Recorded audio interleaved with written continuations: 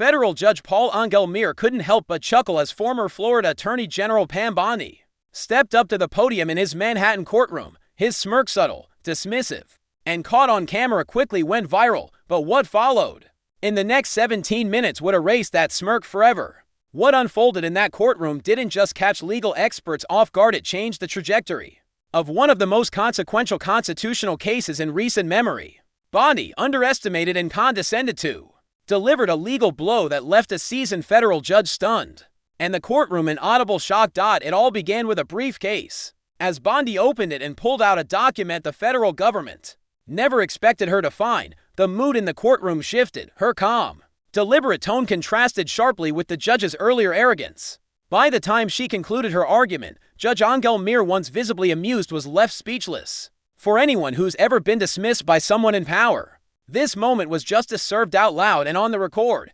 Courtroom cameras captured everything. As Bondi rose from the defense table, Judge Engelmeer leaned over to whisper to his clerk, "Let's see what approach she takes this time." Just loud enough to be picked up by a hot mic. Round the courtroom, legal professionals exchanged uneasy glances at the open condescension. Bondi, however, remained composed. She adjusted her glasses, gathered her notes, and approached the podium with the quiet confidence of someone who knew something no one else did.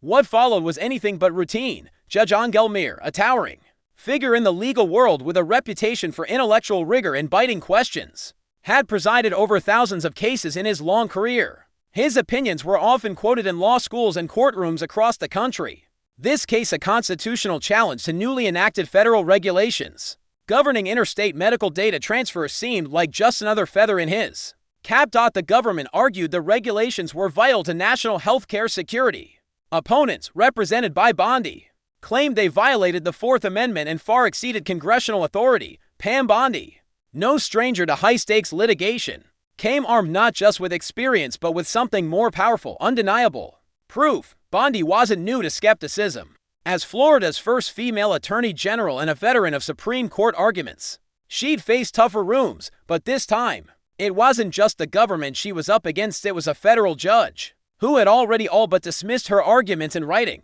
In a prior ruling, he'd remarked that Ms. Bondi continues to raise interesting theoretical concerns, but theory must eventually confront legal reality. Today, she would do just that. The hearing was expected to be a formality at last. Word before the judge ruled in the government's favor, DOJ attorneys sat confidently, barely concealing their amusement. What they didn't know was that for the past 72 hours, Bondi had been digging through a paper trail, one that led to a discovery that would upend everything facing the court. Bondi began calmly, "Your Honor, before you issue your ruling, I would like to address 3 critical points that have emerged since our last hearing." Judge Engelmeer leaned back, skepticism practically dripping from his voice. "Ms. Bondi, I've reviewed your supplemental brief thoroughly.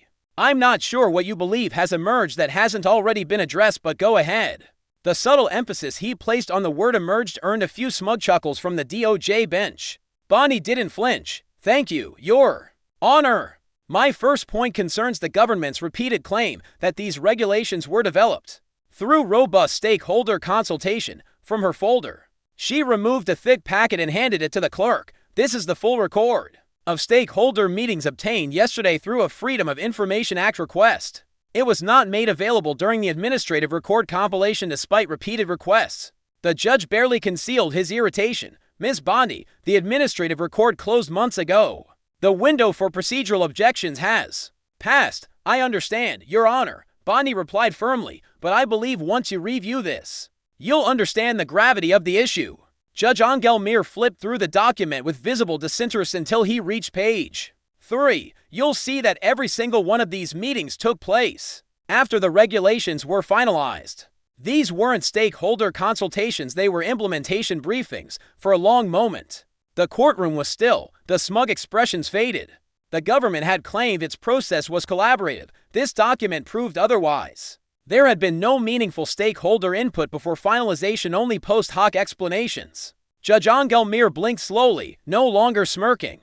The silence in the courtroom was broken only by whispered reactions from the press gallery. Then, one by one, heads turned toward the government table, then back to the judge. In just a few minutes, Pam Bondi had reframed the entire case. What was supposed to be a routine dismissal had become a turning point. The judge who had mocked her was forced to reckon with the fact that the government's entire procedural narrative had just been discredited on the record. If you've ever been underestimated, misunderstood, or dismissed by those in power, this moment is for you. Pam Bondi didn't just win an argument. She made history. A subtle tension rippled through the courtroom. Attorneys on both sides flipped frantically through their documents. Judge Angelmir's clerk leaned in to whisper something, prompting the judge to study the page Bondi had referenced more closely. Even if that's the case, Miss Bondi, the judge finally said, procedural irregularities of this sort usually warrant a remand to the agency. Not the kind of substantive invalidation you're seeking.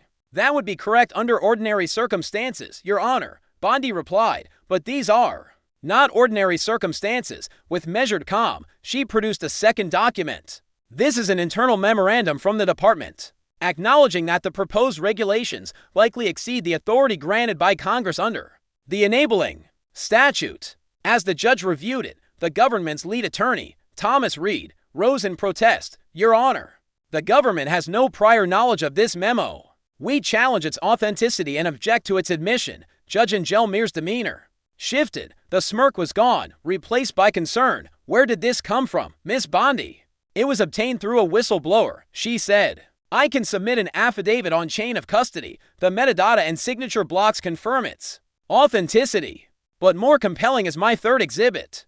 Bondi revealed a final set of documents, email exchanges between senior department officials. These emails show that the department knowingly exceeded its statutory authority and proceeded under the belief that courts would defer to agency expertise despite acknowledging the legal overreach. I quote the department's chief counsel, courts will likely defer to agency expertise, even where the statutory authorization is ambiguous. The room went dead silent. Judge Angelmir read the emails with furrowed brows. At the government's table, attorneys huddled in frantic whispers. Your Honor, Reed said, standing again. We don't concede authenticity, but internal deliberations often weigh multiple viewpoints. That doesn't mean the final decision is invalid. True, the judge nodded. But Ms. Bondi, even if these documents are accepted for the hearing, they raise questions about procedural flaws and internal debates, not necessarily the high threshold for overturning agency action. Bondi saw her moment. That's exactly the point, Your Honor. The government's entire defense rests on Chevron deference. But this is no simple case of interpreting ambiguous law.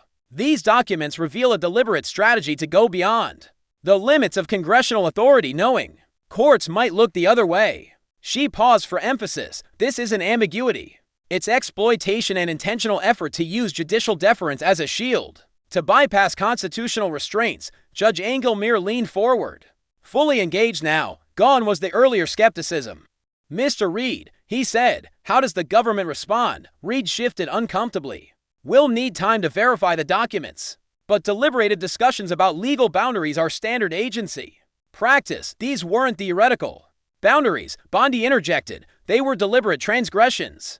The Supreme Court has never extended Chevron to protect an agency that knowingly overreaches.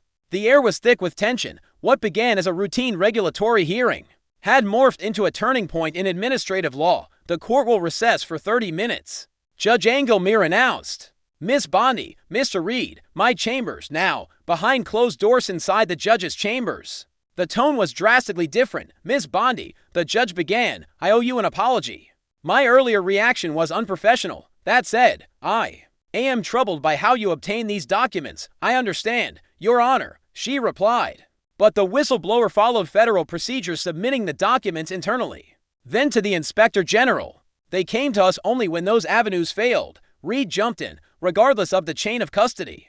These are deliberative documents. We move to exclude them and request sanctions. The deliberative process privilege isn't absolute. Angelmir responded, especially when there's evidence of intentional wrongdoing.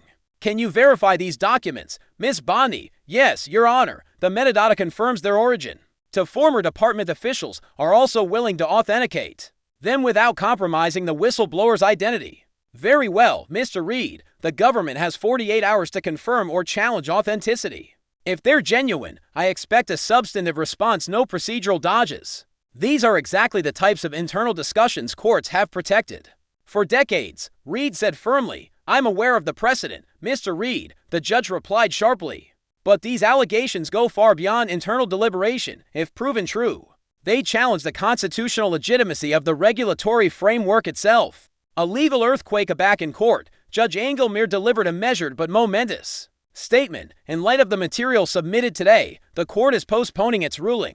A new schedule for additional briefing will be issued this afternoon. The temporary stay of the regulations remains in effect outside the courtroom. The buzz was instant. Legal reporters scrambled to file updates. Joyce Vance tweeted, "Just watched Pam Bondi deliver the legal equivalent of a mic drop in SDNY. From eye roll to jaw drop in 15 minutes." When asked about the judge's earlier condescension, Bondi remained composed. "Every lawyer gets underestimated. At some point, the only response is meticulous preparation and focus on the merits." Judge Engelmeer ultimately engaged with the constitutional issues seriously. And that's all any advocate can ask. But everyone watching knew the truth. A judge who dismissed her had been forced to take her and her case deadly seriously. The fallout days later. The government confirmed the documents' authenticity but insisted they were taken out of context. That backfired. The Washington Post followed with an expose revealing internal emails where officials explicitly instructed staff to draft broad and let the court sort it out. One email said bluntly, "Chevron gives us room to run, we should use it." The hearing transcript became required reading in top law schools. Legal blogs exploded with commentary, "The Bondi bombshell," "Chevron on trial," and "When courts must stop trusting agencies." 2 months later, Judge Engelmeer issued an 87-page opinion. He invalidated major portions of the regulations, writing, "Judicial deference rests on the presumption that agencies are faithfully interpreting the law when evidence shows they've knowingly exceeded that authority while counting on courts to ignore it." The rationale for deference collapses. The ruling was hailed as a landmark. Judge Engelmeer later reflected in a speech at Yale Law School, "The most dangerous moment for any judge is when we think we already know the answer. I was reminded of that in a case where an advocate I underestimated presented evidence that changed my understanding entirely. He didn't name Bondi, but he didn't have to." A lasting legacy. Pam Bondi's stunning legal victory earned her the Abbas Distinguished Advocacy Award and admiration from aspiring lawyers everywhere. Yet in interviews, she remained grounded. This case was never about humiliating a judge or challenging the government for its own sake. It was about defending the Constitution and ensuring agencies stay within their lawful bounds. The government initially filed an appeal, then quietly dropped it. A new administration rewrote the regulations more carefully, acknowledging the case had redefined the boundaries of agency authority. 6 months later, the Supreme Court agreed to hear a related case, and both sides cited Judge Engelmeer's ruling. What began with a smirk ended with a reckoning. And in every law school and legal circle that studied the case, one truth was clear. Sometimes the most powerful argument comes from the advocate no one sees coming until it's too late.